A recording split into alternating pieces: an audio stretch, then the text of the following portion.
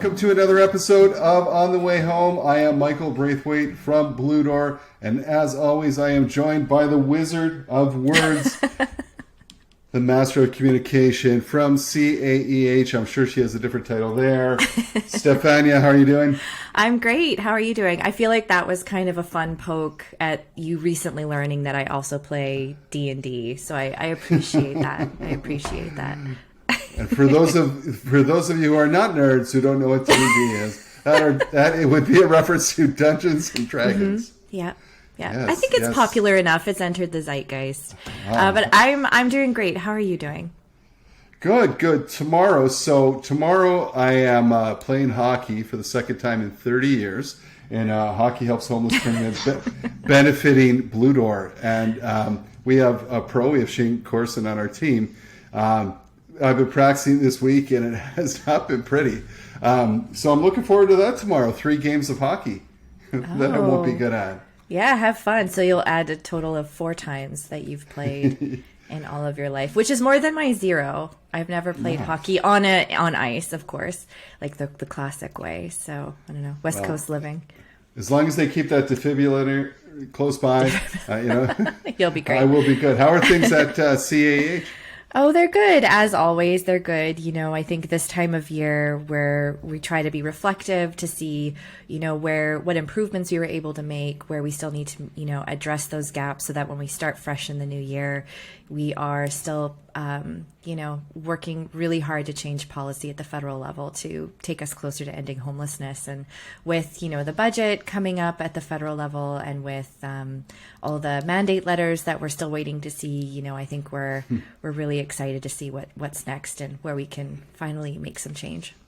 Yeah, and speaking of excitement and reflective, his sweater is slightly like that. I want to introduce today's guest. He's wearing a wonderful Christmas sweater.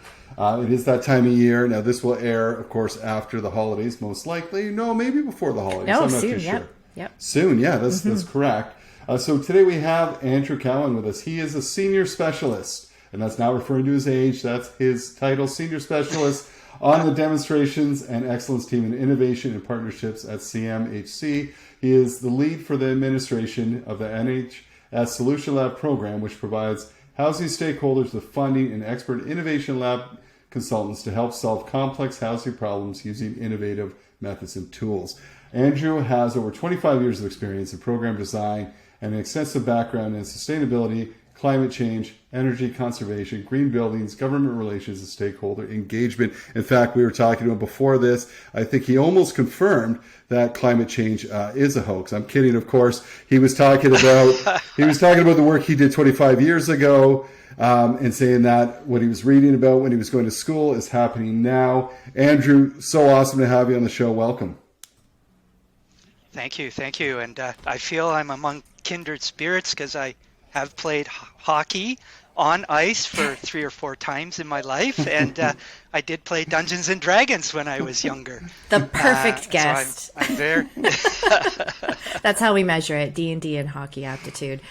So Andrew, thank you for joining us on the show today. And we've been asking this question to all of our guests. It's sort of I guess not so new tradition now, but one that we've really been enjoying the different variety of answers that we've been getting. And so the question is, what does home mean to you? Yeah, Stefania. Everything, really. Honestly, I feel it's as much of a human right as clean air. Access to clean drinking water and food. Really, without a safe place to live that is affordable and meets your needs, many people are at serious disadvantage in our society and around the world. Having a home means you don't have to worry about where you sleep at night, where you can raise your family, and how you will get access to those critical parts of life like education, employment, medical services. For me personally, I've been very lucky to always have a home, but that's not the case for everyone. And I'm extremely proud to be working at CMHC and to be part of contributing to our recent strategy and its big, hairy, audacious goal that everyone in Canada has a home that meets their needs and they can afford by 2030. Personally, I'm also very interested in what a home should look like and have, the size of it, its location, proximity to the necessities that people need to be productive in society. And, how society, at least in North America, thinks they need or treat the idea of a home and promote the idea of suburban large lot lifestyle as the desirable situation um, rather for status or cultural conformity. And I wonder about our treatment of home as an investment or a commodity. I wonder how this lifestyle contributes to the challenges we face as a society, not only in Canada but in the world, and in making sure that everyone has a home they can afford and meets their needs. Andrew, that's so interesting, and just the whole like I think you're talking about mindset around home as well, and that big panic so many Canadians get if they don't own their home. And let's be honest, I think yes, many people have mortgages, but very few own their homes. They're owned by others, and so it is that's such a great answer. Speaking around the mindset. Well, let's to help start us off. Maybe you could tell us a little bit about the National Housing Strategy Solutions Lab. What's its mission, and what is the current application timeline? Sure. Happy to do that. The goal of the National Housing Strategy Lab program is to develop world-leading solutions to our most challenging housing problems that also contribute to the National Housing Strategy's key priority areas and shared outcomes. The primary funding stream is an open competitive call for proposals. These calls for proposals are held on an annual basis. They target teams of affordable housing providers, housing experts, academics, and other stakeholders to work with a group of recognized Solution Lab consultants. These are consultants with expertise in designing and delivering social innovation labs to solve complex, persistent social problems, including housing. Um, and so these teams develop and submit their proposals for solving specific housing challenges. And those proposals typically involve developing a prototype solution and a roadmap to implement and scale that solution in a way that contributes to, again, the national housing strategy. Um, each proposal is evaluated or adjudicated by an external government and non-government group of judges with subject matter expertise. And they are the ones that provide us with a recommendation or a scoring around the proposals that we do receive in each round. In terms of the current call for proposals, we opened on October 25th and we close on January 17th, 2022. Just a little bit more information. We have on an annual basis about $3 million available to help fund these innovative problem-solving proposals. Each year, we anticipate proposals to range in the value of $25,000 to up to $250,000 in order to, tackle that problem and come up with solutions that can be rapidly implemented and scaled. This year, we expect to fund around 8 plus or minus 2 due to our budget availability. And of course, if anyone is interested in applying, they can reach out by email at innovation-research@cmhc-schl.gc.ca. Well, that's great. And you sort of touch on this a bit in your answer, but I'm so curious what sort of applications CMHC is looking for. What are the key priority areas, and can you tell us a little bit about them? Yeah, for sure. First, perhaps if I can provide a bit of a stock take for context on the funding from the program. In the last 3 years, we have been able to fund around 48 labs to date for approximately 10.2 million. We've been able to fund labs in all of the National Housing Strategy priority areas, and I think we might get into those in a bit. Many of the priority populations, that are also linked to the National Housing Strategy. And so the program is a part of a suite of National Housing Strategy programs and therefore needs to have a direct line attribution or contribution to the objectives, goals, and outcomes of the NHS. The NHS is really focused on improving housing opportunities for those in Canada in what we call greatest need of obtaining affordable housing that meets their individual requirements. There are 6 priority areas that are identified in the strategy. The first is focused on finding housing for those in greatest need. And the strategy identifies a number of priority populations that are focused on this priority area in this regard. So just a little bit more detail. The priority populations of the NHS are women and children fleeing domestic violence, seniors, Indigenous people, homeless people, people with disabilities, people dealing with mental health and addiction issues, veterans, young adults, racialized groups, newcomers, including refugees, and the LGBTQ community. In terms of the other priority areas, other than those in greatest need, they include community housing sustainability, Indigenous housing, northern housing, sustainable housing and communities, and a balanced supply of housing. This year, we will continue to accept proposals related to all of the priority areas and priority populations I just outlined. But there are some gaps. This is our 4th year in running the program. And so there, as you might imagine, there are some areas where we do have gaps, and we'd like to be able to address these gaps moving forward. So we will be reserving the right to give priority to the following geographic regions and priority populations: the prairies, the North writ large, and Atlantic Canada.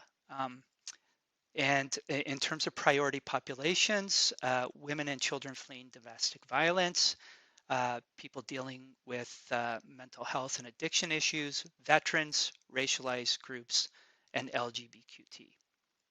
That doesn't mean that if you have a proposal in any of the other priority areas or vulnerable populations, you won't be considered for funding, but given these gap areas, we will we'll give preference to them, if that makes sense.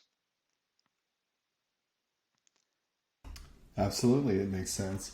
Let's talk a little bit about this. Is a unique thing that you're doing here, the Solutions Lab. Why do you think it's so Why do you think it's so unique, and how do they work? I know it's not your traditional lab. We're not talking about lab jackets and beakers and that kind of thing. But tell us about the uniqueness of Solution Labs and why they work, or how they work. Yeah, sure. Yeah, and it is something innovative, I would say. It is rather unique, although the term we use as solution lab, it can go by many names, really, such as social innovation lab, a change lab, or a design lab, but all have one common goal. The idea is to tackle the complex societal challenges that Canadians are facing and that require systemic or system change, and that have not been solved using conventional methods. For us, that means applying an innovative problem-solving lens to housing issues related to the National Housing Strategy in order to help achieve some of the goals and objectives of the strategy. Happy to elaborate on that.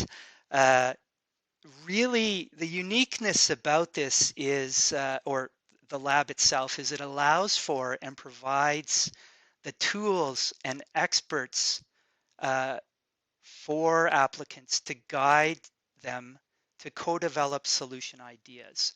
It prioritizes those ideas so they can be prototyped and tested among a large group of stakeholders.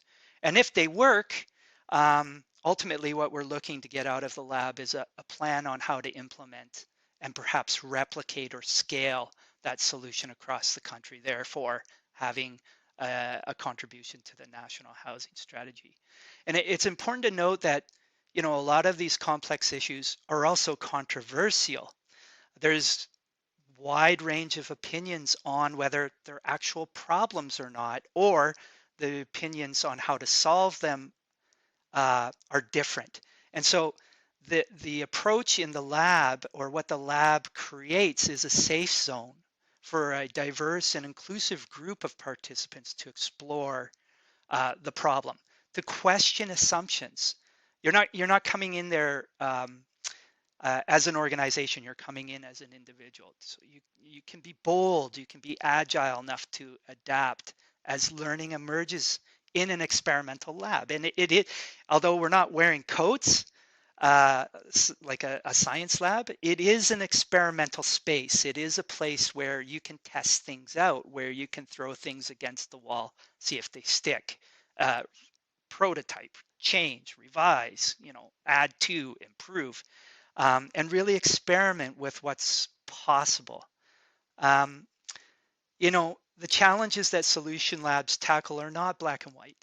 They are layered in complexity, and they're often messy at times, and even daunting and controversial, as I mentioned. And so part of the lab's role, and why we partner applicants up with these experts, is to deepen everyone's understanding of the specific challenge by exposing them to different perspectives of other stakeholders.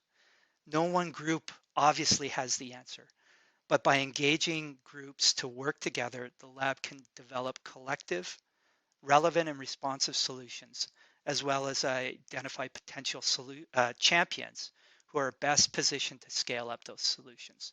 And really, what's really important about the labs, and what sets this innovative approach apart, is that the solutions are developed by the stakeholders and people with lived experience that are going through the problem for consideration by government, rather than the other way around. And so for someone who's working in government, this is an experiment in itself, but one that I think is proving very fruitful in the end. That is so cool, and to have that space, to create that space for these solutions. If someone wants to apply, if someone wants to get involved, if they need more information, if they maybe even want to see examples from the past of projects that have been part of this, where could they go? Yeah. So they can go to the CMHC website. The easiest, there is a URL, but it's pretty lengthy, and I wouldn't want to even attempt to sort of spell it out here today. But they can go to the CMHC website, and they can do a quick search in the search engine for Solution Labs. And this will take you to the program landing page, where interested parties would be able to access the detailed information on the program, including project profiles for all the past funded projects, how to apply, et cetera, et cetera. And if you are interested, I encourage you to do that, because it's just rich with both information and the type of projects that we're funding. So please do. The second way, again, would be to just email us, and then we'll send you a follow-up on with the link. And we're always happy to even get on the phone and chat with you about your ideas, whether it fits the program parameters, etc. But again, that email is innovation-research@cmhc-schl.gc.ca. And we aim to please, so we're there to help you with any questions regarding the program. Well, that's really great information, Andrew, and always a joy to share space with another D&D enthusiast. But I just wanted to say from Michael and I, thank you so much for joining us on the show today. Well, Steph, it's such an interesting guest to have, and when I think of that lab, he put it in such a great way of saying this is a place where we could experiment and try things, and not just worrying about complete success. He wants some success to come out of it, but it really is an open space with people with lived experience and others to try new innovations to really put a dent in ending homelessness. Yeah, I think it's so hard to find that space to innovate when you're dealing in an emergency, when you're dealing with homelessness and you're on the front lines or you're a housing provider, just trying to get through your day to day, and you can make, incremental improvements. But I think it's so hard to innovate, especially too when you also don't have the funding. So it's really cool to see CMHC bringing those two elements together, the time, the funding, carving out that space, bringing in experts and different stakeholders to try and do new things. I think that's just the way to do it. True innovation, and innovation is going to play a key part in preventing and ending homelessness. A pleasure to have Andrew on, another great guest. And we keep doing it. I don't know. I don't think it's going to stop anytime this year. Mind you, there's only a couple weeks left in this year, but I don't think it's going to stop. A pleasure joining Andrew and you on the way home. We will see you next time. Absolutely.